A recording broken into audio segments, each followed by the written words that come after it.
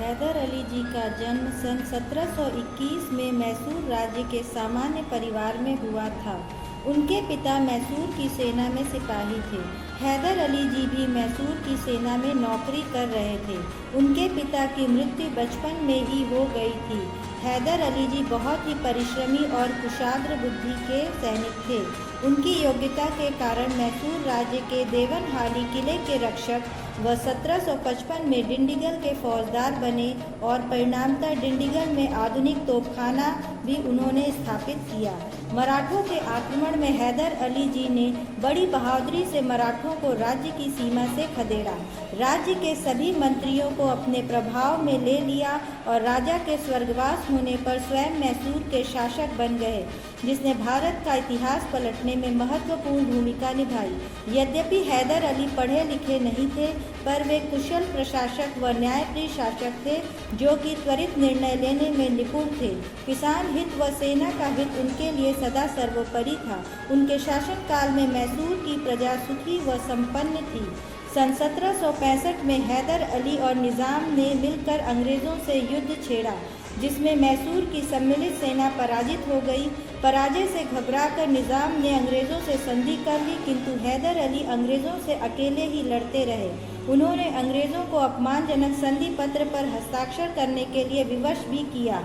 इस प्रकार दक्षिण भारत में हैदर अली जी का सिक्का जम गया।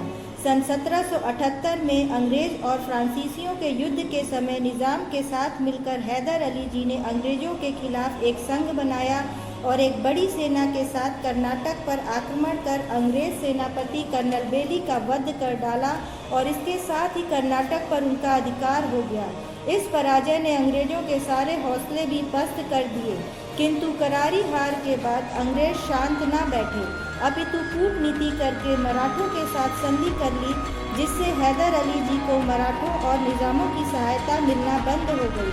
किंतु फिर भी वे अकेले ही अंग्रेजों से जूझते रहे। परिणामतः अंतिम युद्ध शौलीगढ़ में उनकी हार हुई और उन्हें अंग्रेज़ों के साथ संधि करनी पड़ी। कुछ समय पश्चात हैदर अली जी बीमार पड़े और उनकी मृत्यु हो गई। बच्चों, हम सब उन्हें धर्मनिरपेक्ष शासक के रूप में सदा याद रखेंगे, जिन्होंने हिंदू मुसलमान में कभी किसी भी प्रकार का भेदभाव नहीं किया। उनके सिक्कों पर एक ओर त्रिशूल लिए शिव और पार्वती जी की आकृति इसका जीता जागता प्रमाण था।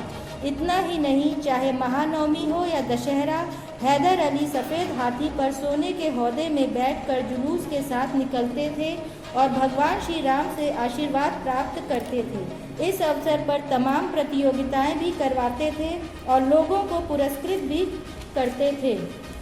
उन्होंने धार्मिक सहिष्णुता का जो आदर्श प्रस्तुत किया वह न केवल प्रशंसनीय है अपितु अनुकरणीय भी है। यदि मराठों और निज़ामों ने उनका साथ दिया होता तो आज इतिहास कुछ और होता।